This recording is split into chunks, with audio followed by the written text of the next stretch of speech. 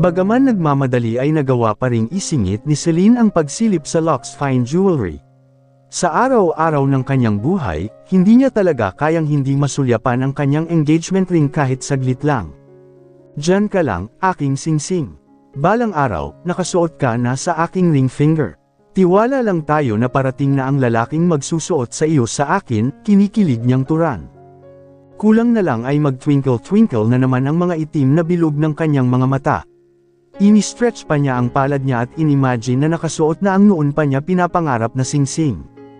Ay, nako, Celine, bilhin mo na kasi yan. As usual, sita na naman sa kanya ni Sofia na sales associate ng Lux Fine Jewelry.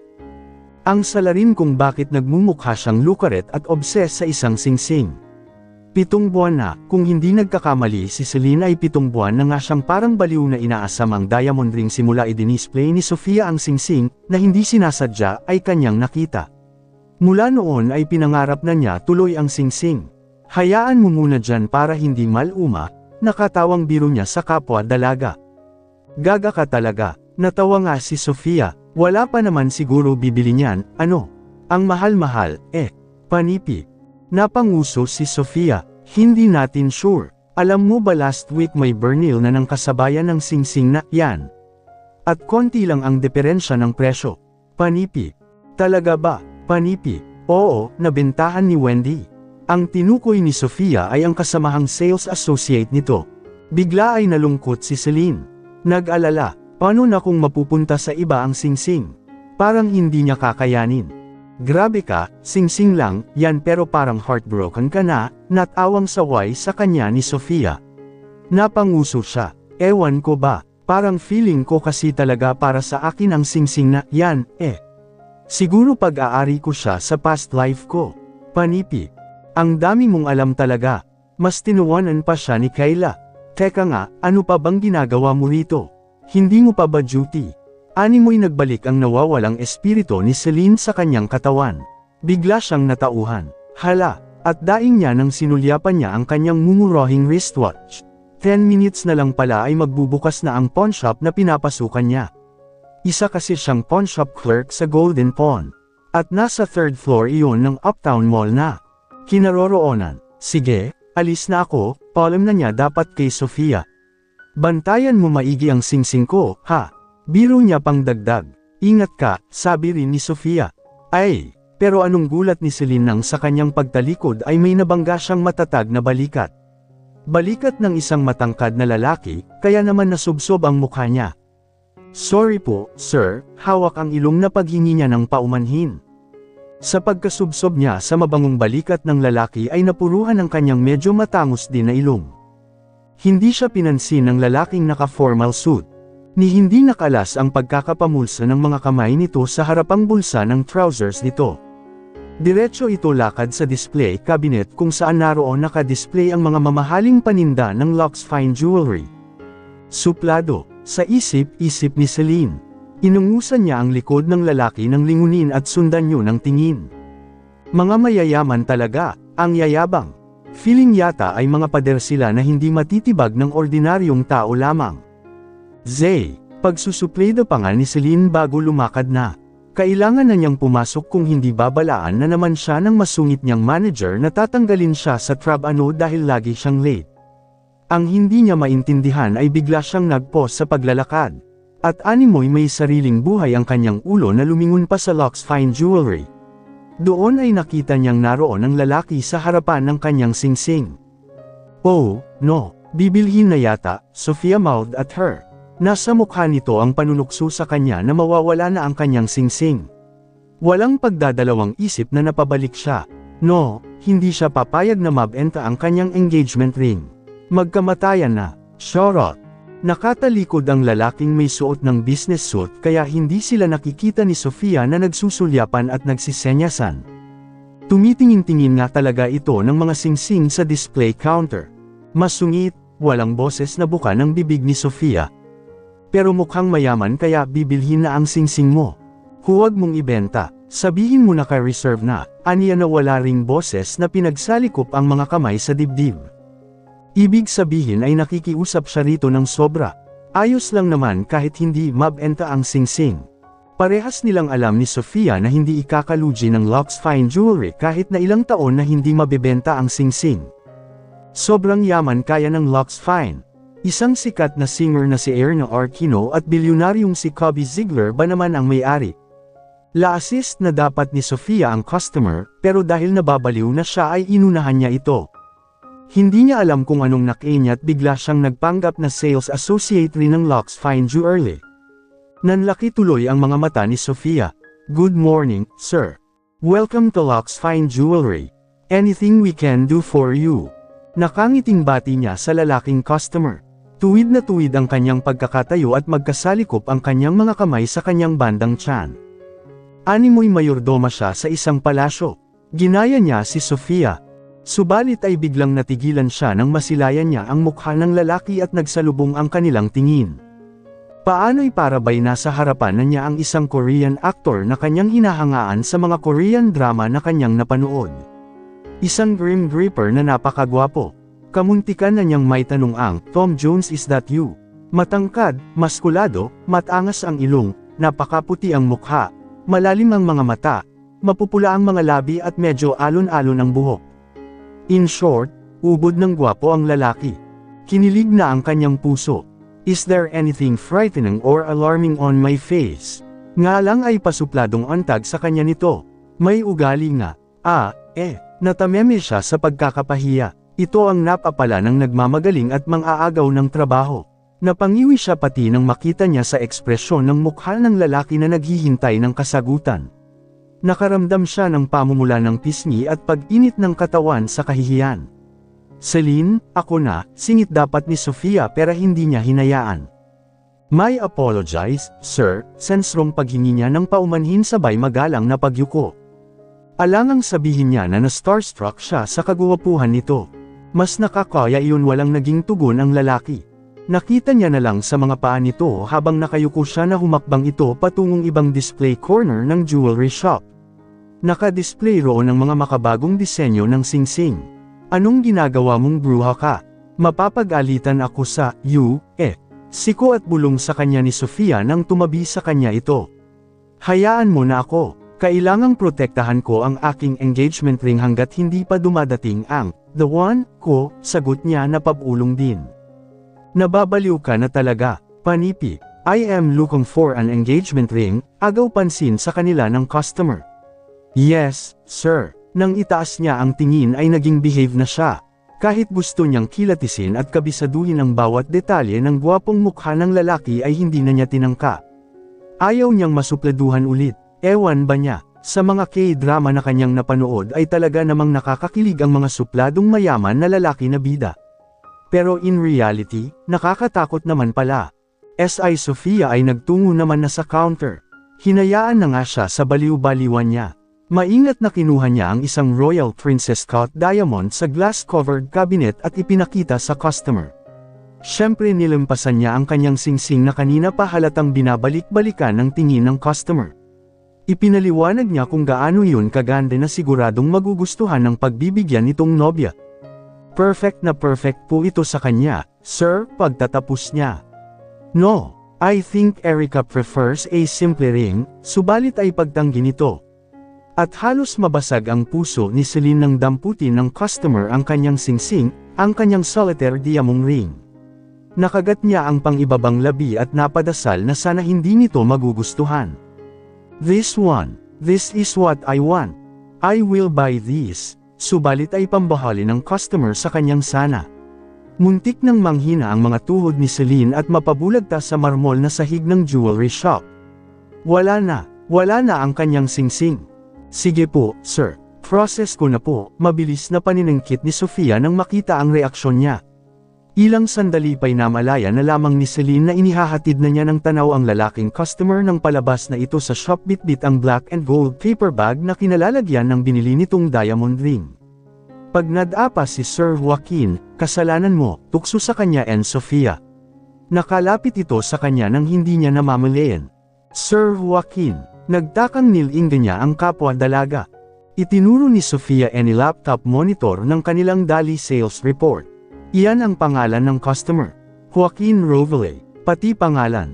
Ang gwapo, Ganun ba, worry ba'y may pagkain sa bunganga niya na hindi malasahan na komento?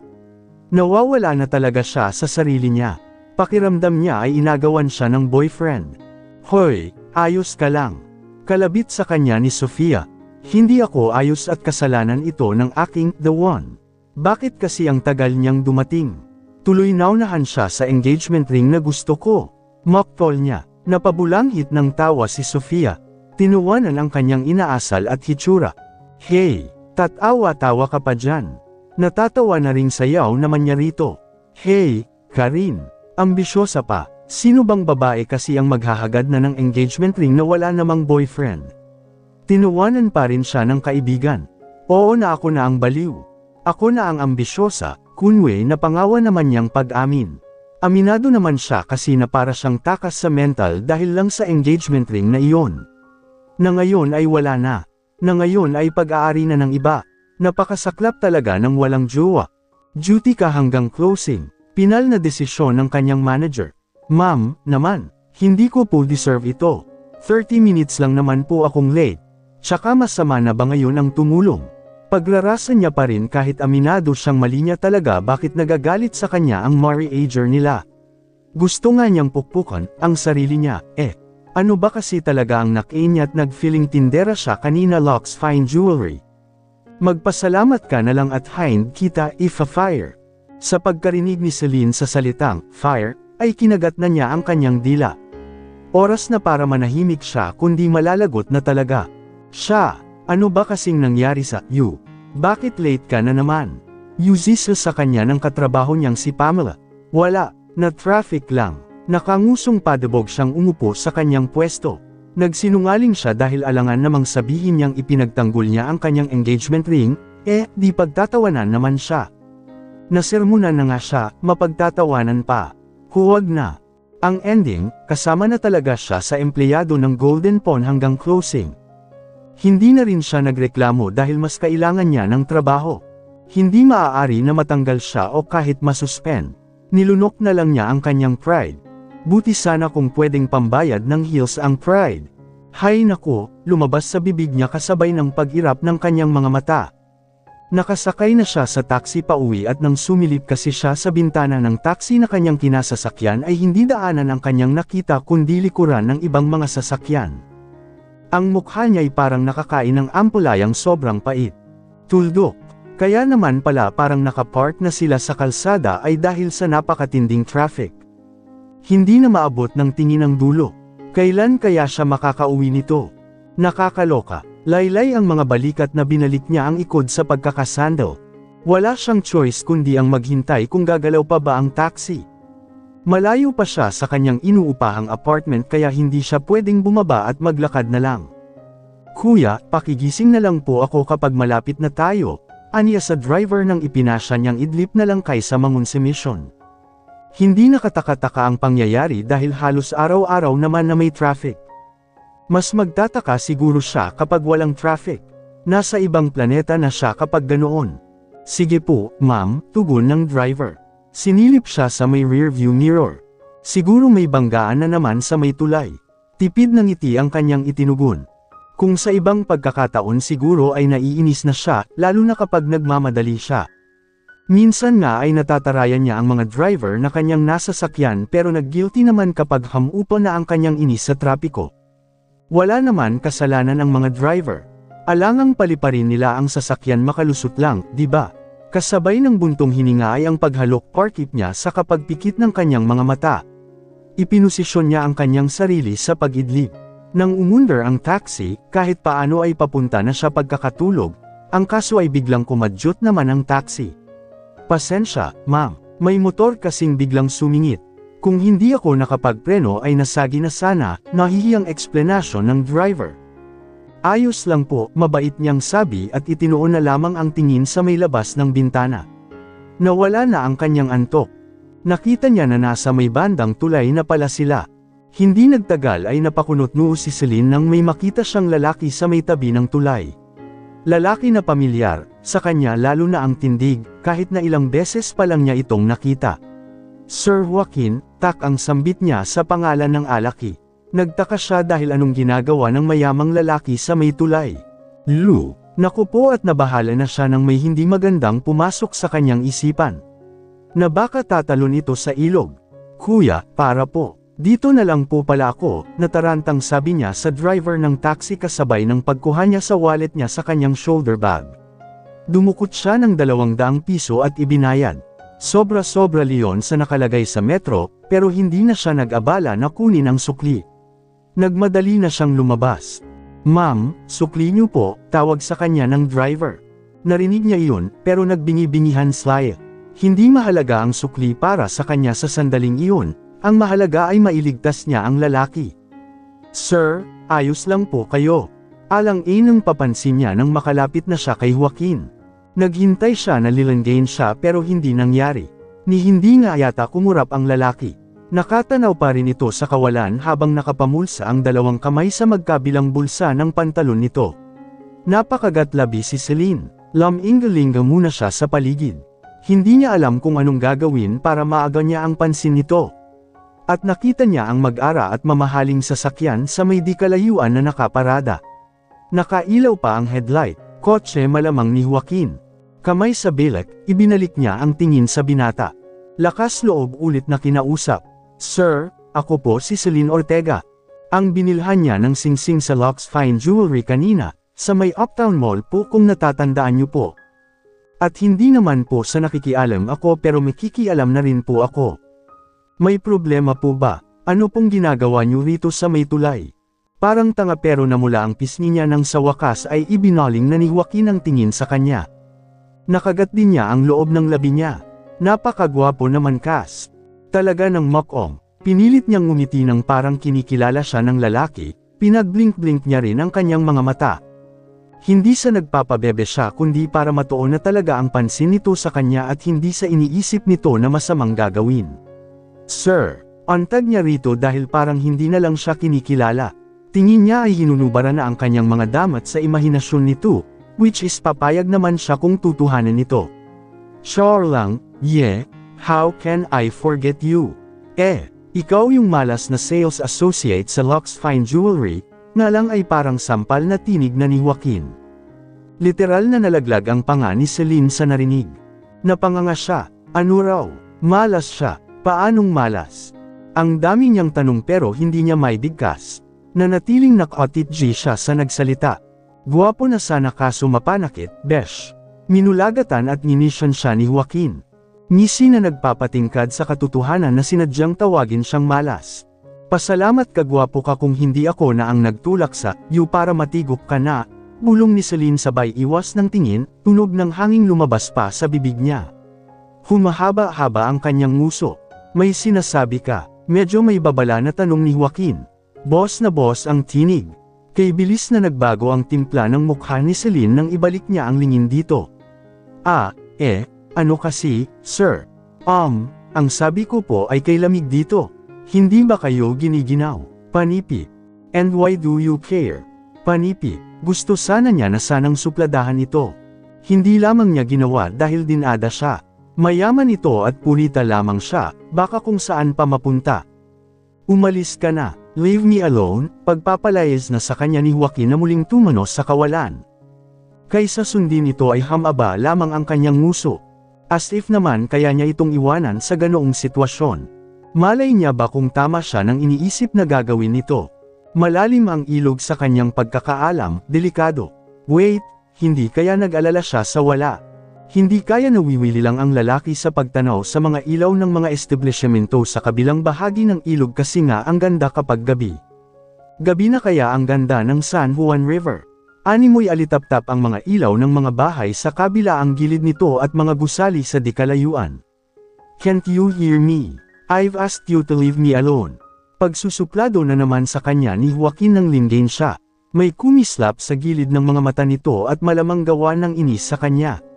Sorry, sir, pero hindi ko po magagawang umalis na, paliwanag niya sana.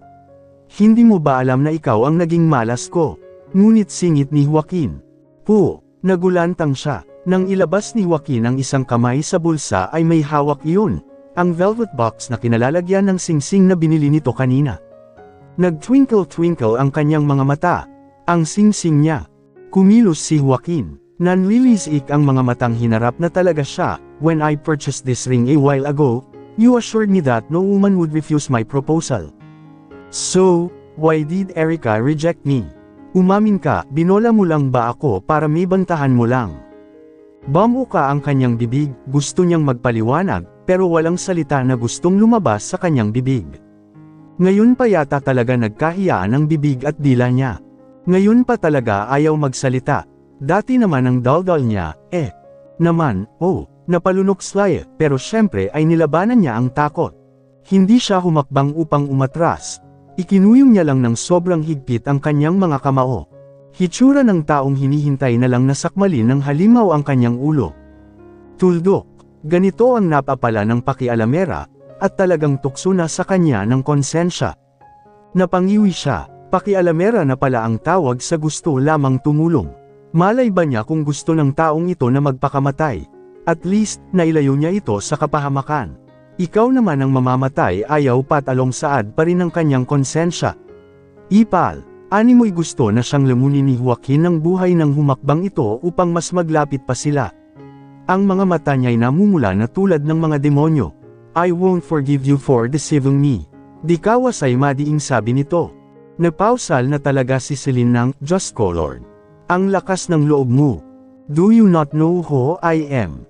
I am Joaquin Velasquez of Regal Empire. I can even buy you if I desire. Malapit na sa kanyang mukha na sabi pa ng binata. Amoy na niya ang mainit nitong hininga. Lasing ka po, bigla ay tanong niya. Hindi niya pinansin ang pagpapakilala nito. Wala siyang pake kung sino itong Pancho Pilato. Ang naging pake niya ay ang naamay niyang amoy chiko na hininga ng alaki. Kaya naman pala parang wala sa sarili. Mas inunawa na niya ito. Heartbroken na lasing, syempre wala sa ayos ang utak rito. I'm not drunk. Ngunit ay bulyo nito sa kanya. Sir. Kung hindi niya naibilang ang kanyang ulo at itinulak ito sa dibdib lahat. Name your price. Sigaw nito ng malakas sa kawalan, na sa sobrang lakas ay lumabas pa ang litid nito sa leeg. Kasama na ang ugat nito sa mga kamao nito dahil sa higpit ng pagkakawak sa kahon ng singsing. Hindi na bahala si Celine sa pinagsasab ni Joaquin. Ang ikinabahala niya ay ang singsing. Baka may upi. Akmang kukunin niya sa kamay ni Joaquin ang kahon pero hindi naman niya magawa kaya nakakagat na lamang niya ang kuko ng hintutulo niya. Paulit-ulit siya na ganoon habang nakangiwi. Ang tataas ng tingin niyo sa sarili niyo. You don't deserve to be loved. Sigaw pa ni Joaquin. Napapangiwi na lang si Celine. Even you. I'm aware that you also have high standards for men. You're quite a drama queen too, acting all high and mighty. Admit it. Ang hindi niya inasahan ay nanlilisik ang mga matang bilang sa kanya ng binata. Speechless siyang napamulagat. Lou, ba't siya nadamay? Nagtatawa na naman ang lalaking lasing. Nagyuko ng ulo tapos maangas na tumangala habang nakabukol ang dila sa pisngi. Wala na, nabaliw na nga. Napakagatlabi si Celine habang pinapanood ta. Nayayabangan na siya sa binata pero kasabay niyon ay naaawa rin siya. Wasak ang puso nito kaya normal lang siguro ang kinikilos nito at pinagsasabi, kahit mesyekad. Masakit dahil pinagbintangan na nga siyang malas, nasabihan pa siyang kasama sa mga manloloko. Di wow, darn you, Erica, I swear, you will regret that you rejected my proposal. Saglit ay kay lakas na sigaw na naman ni Joaquin. Animoy nandoon sa may abot-tinging bahagi ng ilog ang Erica na minumura nito. Sir, huwag. At grabe ang panik ni Celine nang akmang itatapon ni Joaquin ang hawak na box ng singsing. Tumigil sa ere ang kamay ni Joaquin. Natigilan. Pagkway pabiglang tumingin sa kanya. Sayang po, sir. Milyon pa ang halaga niyan, Huwag mo pong itapon please, paliwanag niya. Sa kasingsing ko po, yan, Dagdag pa nga niya pero syempre ay sa loob-loob na lang niya iyon. Maang na napatitig sa kanya si Joaquin. Pagkuhan ay nagpakawala ito ng nakakalokong tawa. Maya-maya ay pinaikot-ikot nito sa kamay ang box na ibinaba. Tila may pinag-iispan habang palay-pat-lipat ang tingin nito sa mukha niya at sa box. Sir, kung anuman po ang problema niyo ni Miss Erica ay naniniwala akong maaayos niyo po. Huwag niyong itapon ang singsing kasi sigurado na kapag handa na siyang magpakasal ay yes na ang isasagot niya po sa wedding proposal niyo. Itago niyo na lang po muna habang. Oh, yun na. Inilahad nito ang box ng mamahaling singsing sa harapan niya na parang tagpiso lang na candy. Ang lakas ng naging ni Celine. Kunin mo. Yun na lang, seryoso ang mukhang panlilanaw ni Joaquin. Umiling naman siya. Ayoko, sir, panipi. Kukunin mo o pupunta ako kina Kobe at Erna at sasabihin ko sa kanya na in-scam mo ako para lang makabenta. Bumaba ang tingin nito sa kanyang damit na uniform nila sa Golden Pawn. Madali niyang tinakpan ang logo ng company nila sa bandang taas ng kaliwang dibdib niya. Hindi ka sales associate ng Lux Fine. Naningkit na naman ang mga mata ni Joaquin. Umasim ang mukha ni Celine, paktay na lalaga siya. Minsan pa ay parang baliw na nagtatawa si Joaquin. Pero hindi nagtagal ay kinuha nito ang kamay ni Celine at inilagay roon ang box. Good night, saka parang wala lang nasabi, sir. Tawag ni Celine rito nang makita niya na patungo na ang binala sa sasakyan nito. Iniwan na siya, kasama ang singsing. Sir, ang singsing mo po. Habol niya pa rin sana sa mayamang lalaki, ngunit kay bilis na pinasibad na ni Joaquin ang sports car nito.